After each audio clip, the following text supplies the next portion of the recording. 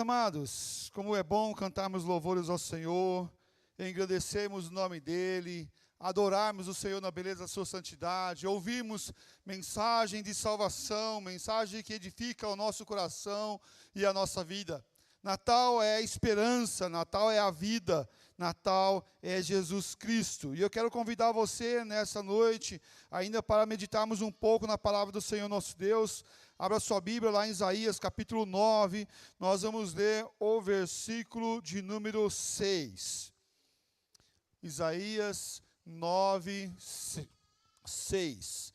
Vamos ler todos juntos? Porque o menino nos nasceu, um filho se nos deu, o governo está sob os seus ombros, e o seu nome será Maravilhoso Conselheiro, Deus Forte, Pai da Eternidade, Príncipe da Paz. Aleluia ao teu nome, ó Pai. Santo é o Senhor Todo-Poderoso, aquele que nos deu Cristo Jesus. Muito obrigado. E que as nossas vidas seja centrada plenamente em Cristo. E que sejamos, ó Pai, essa testemunha do grande amor de Deus através de Cristo Jesus. Em nome dele que nós oramos e agradecemos. Amém, ó Pai. Quero meditar com vocês nessa noite sobre o tema Esperança na promessa da chegada do Messias. A esperança na promessa da chegada do Messias. O texto de Isaías 9 nasce num cenário não muito promissor, pelo contrário, um cenário muito escuro, um cenário muito complicado, um cenário de muita guerra, de muita batalha. E a Galileia, ela era nesse período Galileia dos gentios. Galileia estava num tempo muito complicado. Carregava vergonha, invasões e instabilidade. Os inimigos estavam sobre eles e parecia que Deus havia esquecido do seu povo. Parecia que Deus tinha deixado o seu povo de lado e abandonado eles, e começaram a passar por provações e por muitas lutas. Mas Isaías, ele declara à luz do que nós ouvimos cantar nessa noite, e nós ouvimos na palavra do Senhor, que iria vir a solução. Isaías declara que a luz viria exatamente nesse contexto de luta, de dor e de provações. A esperança não começa nos lugares fortes, mas nos lugares quebrados. No momento de dificuldade, no momento das provas, no momento mais difícil. E é nesse contexto que a palavra se ergue como autoridade, como sola escritura, revelando que a esperança não nasce na posição humana, ou até no pensamento humano, ou no pensamento filosófico, ou numa promessa, ao você olhar para o espelho e falar: esse ano eu vou perder tantos quilos, esse ano eu vou fazer tantas coisas, esse ano eu vou me autossugestionar para tais e tais coisas. Não. A solução vem na promessa divina, na promessa de Deus para com o seu povo. E isso é maravilhoso para a nossa vida quando nós olhamos que Deus tem promessa para o seu povo. E a promessa está viva. A promessa é Cristo Jesus. A esperança na promessa da chegada do Messias, eu quero abordar meu primeiro ponto sobre a esperança surge onde homens não veem saída. A esperança surge aonde homens não veem saída. Vamos ler os versículos 1 e 2. De Isaías 9. Vamos ler todos juntos? Mas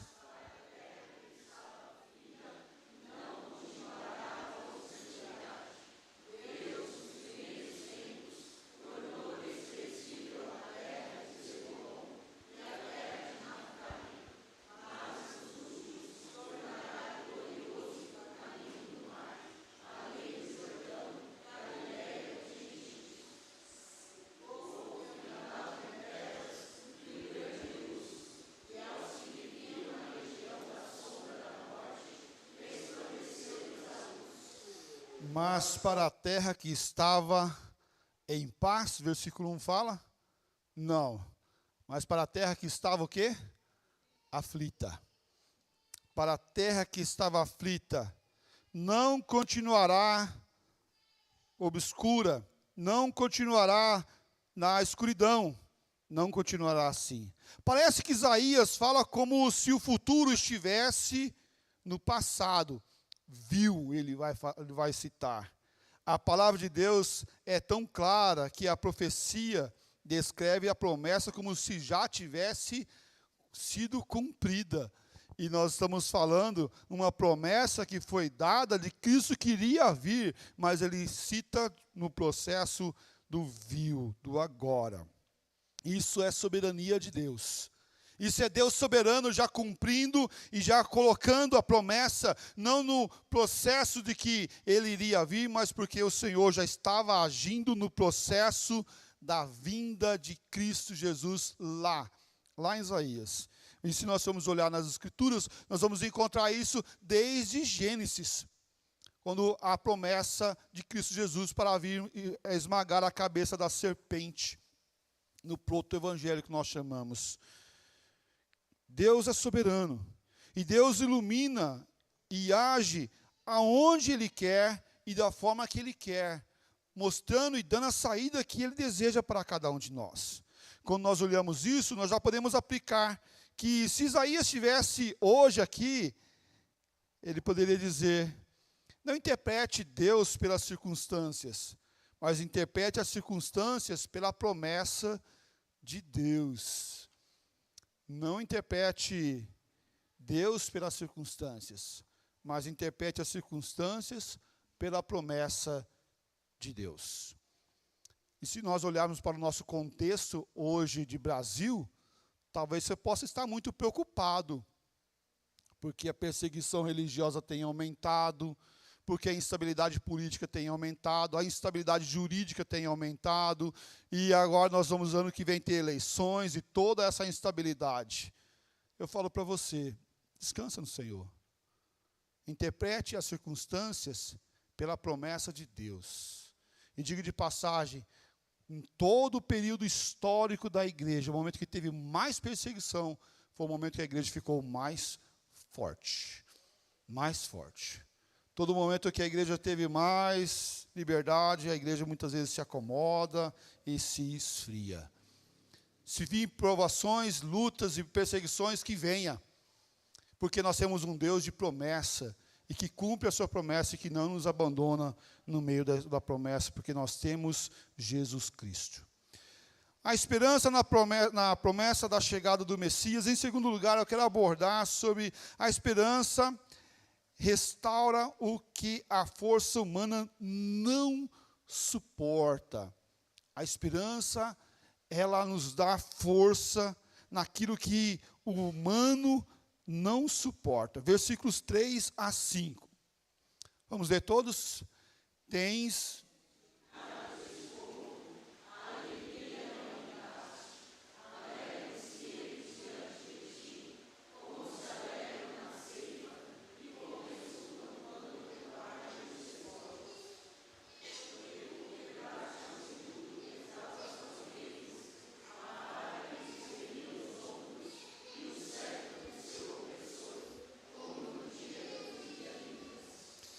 Olha o versículo 3. Tens multiplicado este povo.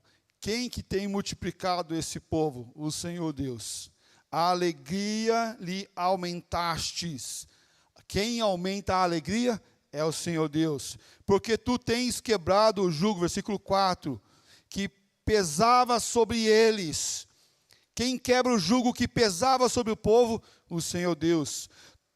Toda a bota do guerreiro e toda a veste, versículo 5, revolvida em sangue será queimados. Quem traz paz? O Senhor Deus. Meus queridos, tira Deus da sua vida. O que vai sobrar? Nada. Nada. Tira a promessa de Deus sobre você. Nada sobra, nada sobra. Deus promete multiplicação. Deus promete alegria, Deus promete libertação, Deus promete fim da opressão, Deus promete fim da guerra. E isso é promessa do Senhor sobre nossas vidas.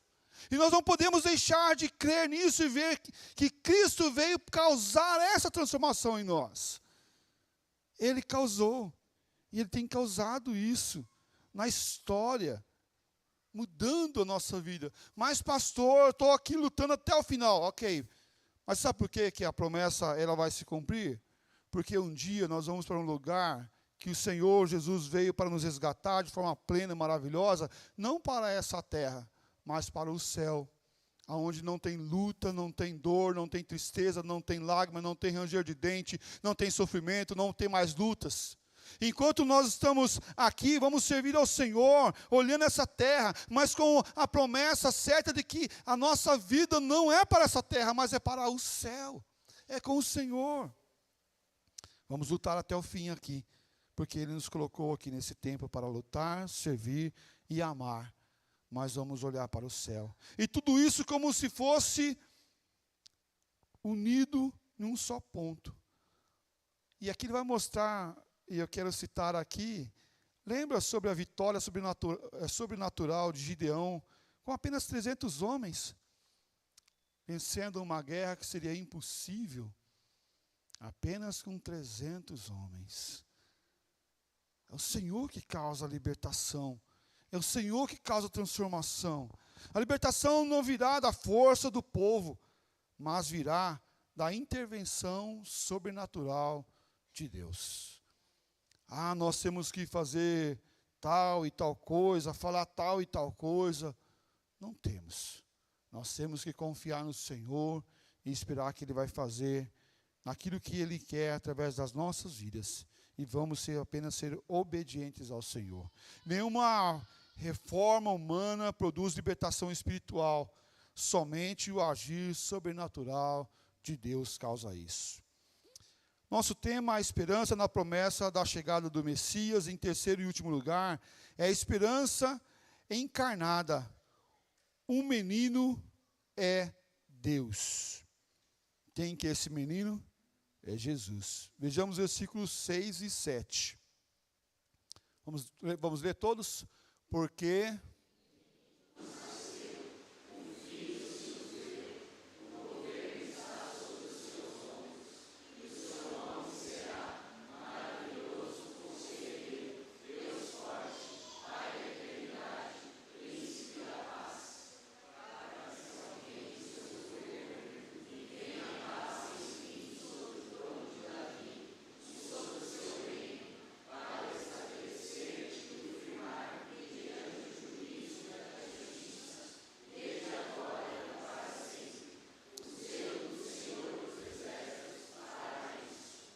amém.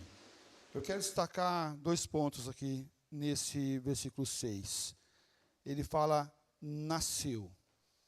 Nasceu aqui é a humanidade verdadeira de Jesus Cristo. Na teologia nós temos um ponto muito importante, que é que Jesus é 100% homem. Jesus é 100% homem. Ao mesmo tempo Ele é 100% Deus. Mas como pode isso, pastor? 100% homem, 100% Deus, dá 200%.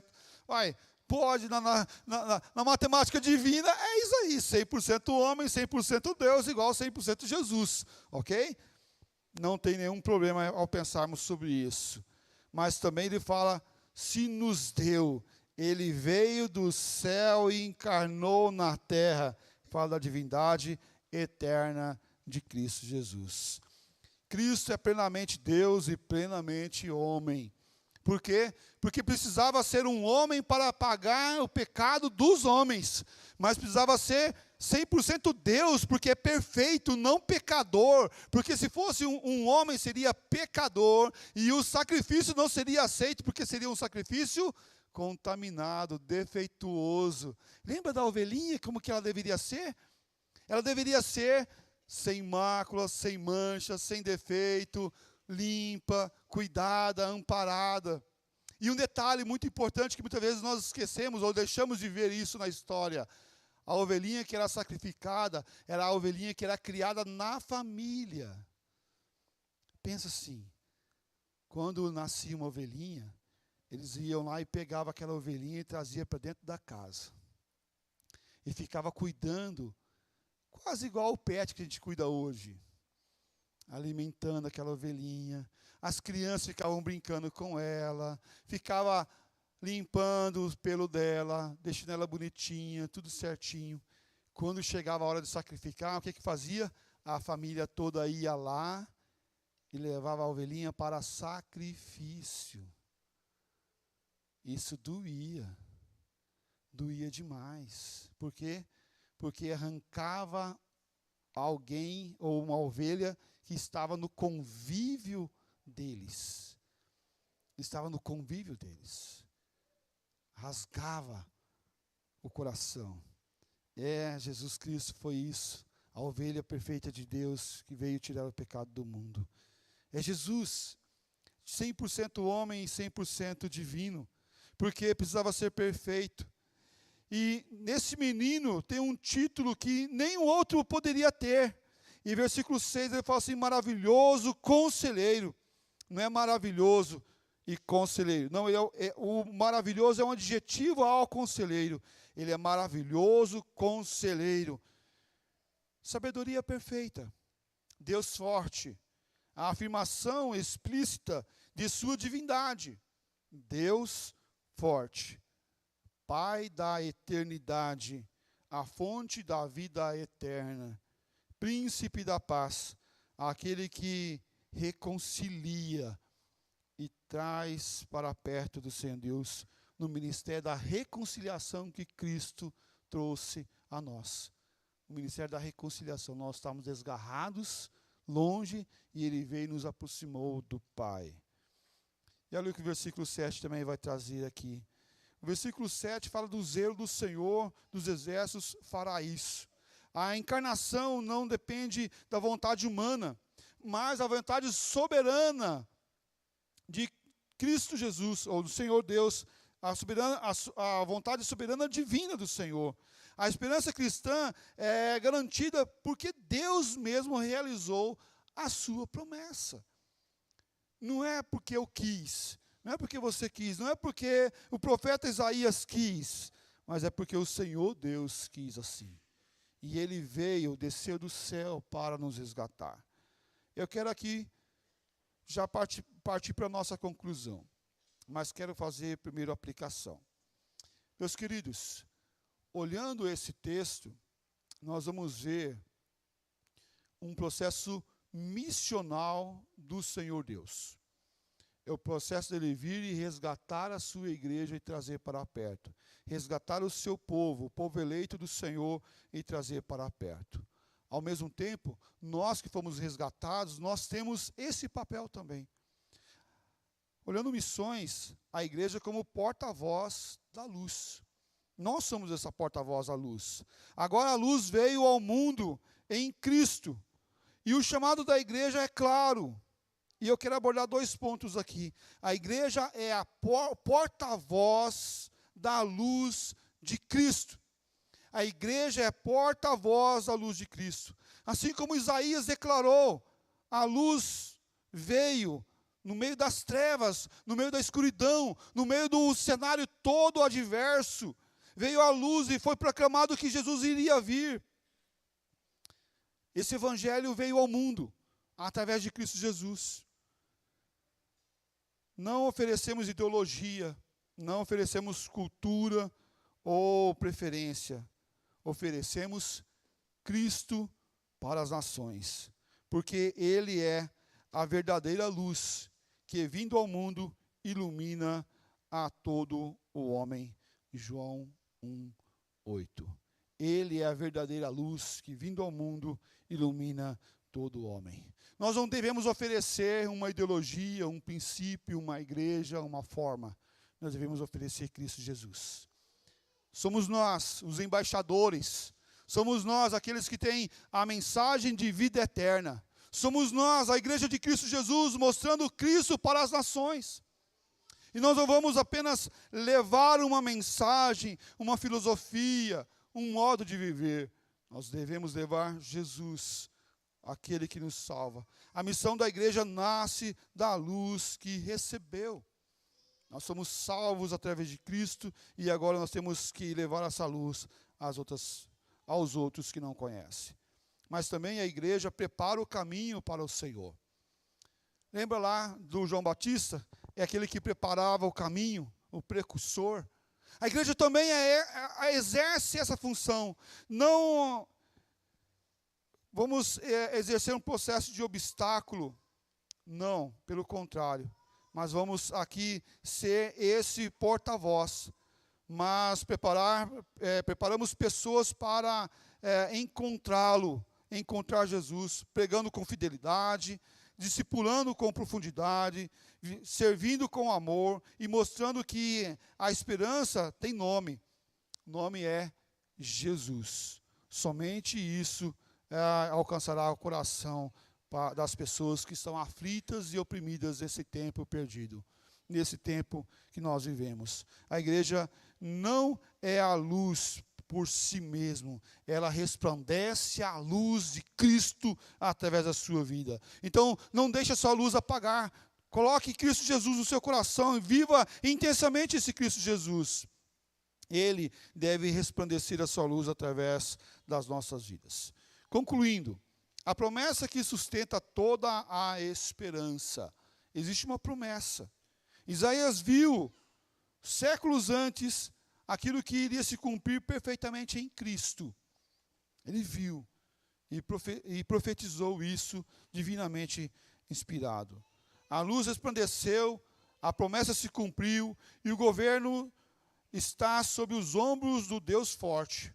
Onde Cristo reina, a luz vence. Onde Cristo governa, a paz floresce. Onde Cristo chega, a esperança renasce. Por isso, anuncie Cristo. Olhe que Cristo é a esperança viva, eterna e maravilhosa aos nossos corações. Veja Cristo Jesus nesse Natal. Coloque Cristo Jesus na sua vida e veja a esperança maravilhosa. Talvez você possa estar pensando assim, mas pastor, minha vida está um caos. Então, talvez possa estar semelhante lá ao tempo de Isaías 9. Está com lutas, batalhas, dificuldades. Você está vendo um tempo cinza para frente. Tudo bem, não tem problema não. Olhe para Cristo. Ele tem promessa para nossas vidas. Deus prometeu, Deus enviou, Deus cumpriu e Deus voltará. Jesus voltará para buscar a sua igreja, a qual nós fazemos parte. Nós vivemos com a esperança viva, maravilhosa do Redentor, o nosso Salvador, Cristo Jesus. Abaixe sua cabeça, nós vamos orar nesse momento. Ó Pai eterno, grande e maravilhoso é o teu nome, ó Pai. Deus de toda glória, majestade, honra e poder. Nós te louvamos por Cristo Jesus, o nosso Salvador, a luz que veio ao mundo.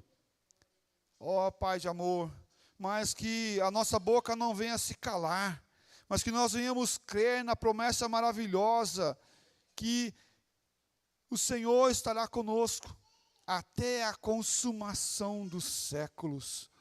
Ó Pai, obrigado por Cristo, nosso Salvador. Mas, ó Deus, nós clamamos que o Senhor venha trabalhar nossa mente, coração e vida, para que o Teu nome seja engrandecido através de cada um de nós. Não permita, ó Pai, que nossas bocas venham se calar. Não permita, ó Pai, que a luz venha se apagar. Ó Deus, mas que em nome do Senhor Jesus, cada um de nós, sejamos luz a esse mundo tenebroso, ó Pai, onde nós vivemos. Ó Deus de amor, que resplandeça a Tua luz e as nações vejam a Deus sobre Israel, a Deus sobre o povo do Senhor, a Deus sobre aqueles que invocam o nome de Cristo Jesus. Muito obrigado. Ó Deus, eu clamo por aqueles que estão aflitos, aqueles que estão cansados, aqueles que estão sobrecarregados, aqueles, ó Deus, que passam por momentos difíceis da vida, da jornada. Ó Deus, derrama graça sobre a vida desses. E que o Senhor, ó Pai, venha colocá-los de pé, e que eles venham crer na promessa maravilhosa de Cristo, aquele que nos sustenta, nos guarda e nos fortalece. Em nome de Cristo Jesus que nós oramos e agradecemos. Amém, ó Pai. Amém.